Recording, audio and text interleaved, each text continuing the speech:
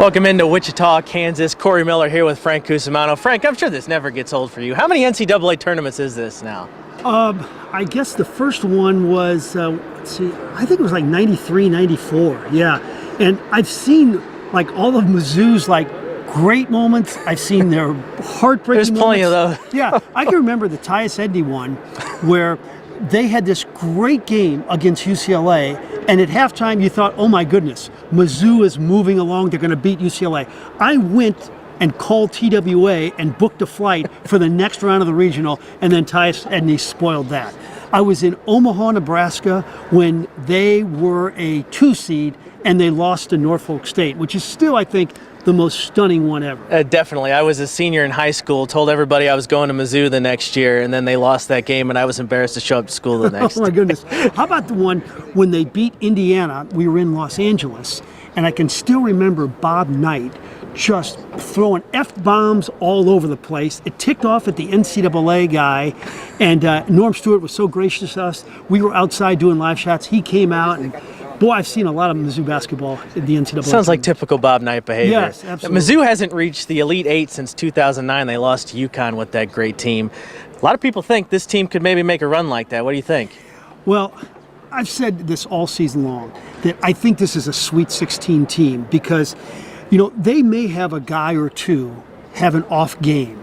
But when you have 6 guys, count them 6 guys, who have 900 points or more on their resume, it's doubtful that like 4 or 5 of them are going to have a clunker game at the same time.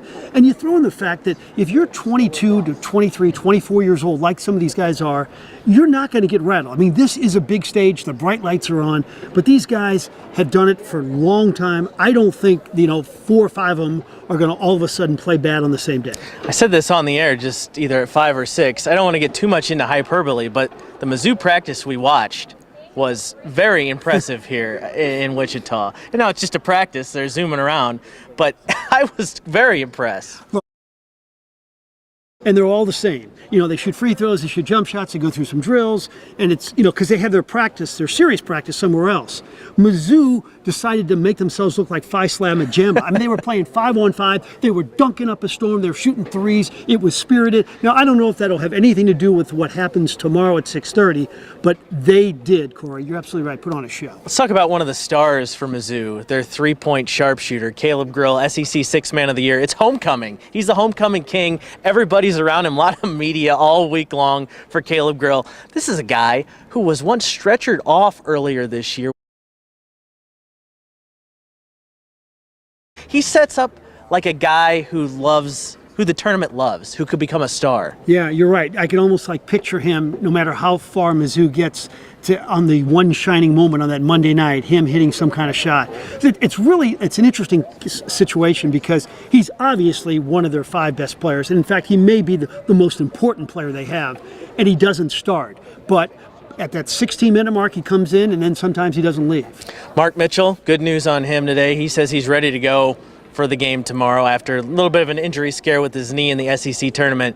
They really need him in the paint there, especially against the Drake team that doesn't really have a matchup for him on paper. No, they don't. They have Tavion Banks, who's a good athlete, but he's not a 6'9" athlete who's a former 5-star who played 2 years at Duke and who had moments where he dominated in the SEC. So that's good news. And I think they really played it smart to not play him against Florida. I mean, their seed was basically already set.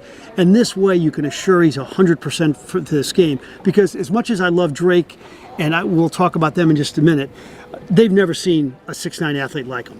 That's where I was going next. You watch a lot of Drake basketball. Bennett Sturtz, their star. They got a great coach. Anthony Robinson, that matchup kind of locking him down. You've been focused on that. Just how do you stop this guy? Yeah, I don't know. I think that he's going to get his points. I think at the end of the day, he's going to have at least 14, 15 points and about 5 or 6 rebounds and 4 or 5 assists. What you can't have him do is go off and score 25. And I don't think he will because, as you mentioned, Anthony Robinson is an all-league defender. And when Anthony Robinson gets a little tired, hey, Tony Perkins, you get on him. Keep throwing 6'4" athletes at him all game long. But if you like basketball, you're going to get a treat watching him because he plays the game at his pace. And you're going to see this Drake team shoot more shots as the shot clock is winding down than any team in America. And remember this, there's 364 Division I teams. They are 364 in terms of playing that slowly. Any other Mizzou points you want to hit, or are we ready to move on to SIUE? Yeah, I think that's about it. Okay, let's talk some Edwardsville. First time ever in the tournament. Everybody fired up. A lot of fans coming in. We're going to meet up with some guys who played on the very first ever SIUE team at some point. Just a lot of excitement. It's a 16-1. It has happened before. Your first thoughts? Yeah, I didn't like it because I just have so much respect for Kelvin Sampson and what they've done this year. And I've mentioned this on the television side. It doesn't matter how sophisticated your offense is because Houston is not going to let you run your offense. Now, the silver lining is this. As you profiled last week, Rayshon Taylor's a great player. His backcourt partner and his cousin, Brian Taylor's a really good player. So if you got guard play, sometimes you can get into your offense a little bit. So I just hope they come out with some poise. You just don't want Houston to fly out of the gates and have this game over at the 10-minute mark. So 28.5-point spread last time I checked. If you're interested in that sort of thing, they're going to put up a fight. I mean, I've watched this team a lot this year. Rayshon Taylor is one of my favorite stories of individual players that I've seen come out of our area in a long time. 2 different ACL injuries. He fights his way back. This is the transfer portal era. This kid could have gone a lot of different places. He's the OVC Player of the Year, stayed at home in Edwardsville, took him to an OVC title in their first ever NCAA tournament. He's the best player that's ever played there. He's going to have his number in the rafters. Yeah, and 3 actually ACLs if you count the one in high school.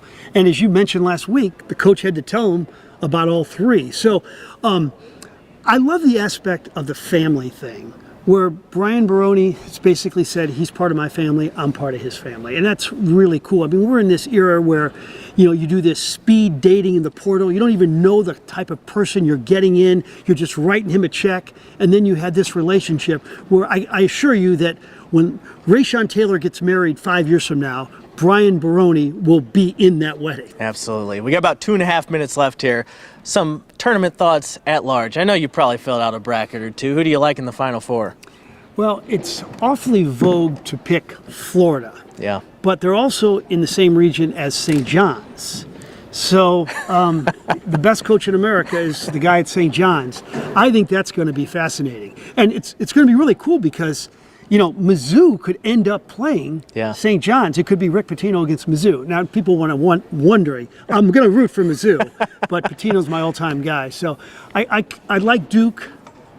It could also be Pitino and Cal in the second round, which a lot of people are hoping for. Cal even alluded to it in his press conference earlier today. There's no comparison in the coaches. I mean, oh, no, that would just be fun for You're right. I mean, what do we say about John Calipari? Sometimes his teams underachieve.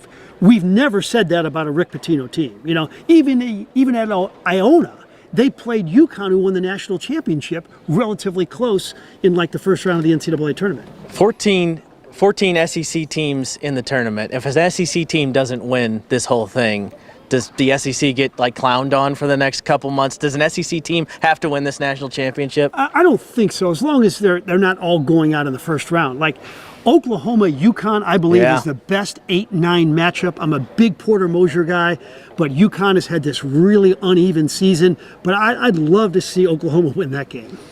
All right, everybody, thanks for joining us on 5+. We will have coverage here from Wichita as long as we have teams to cover. Have a good one.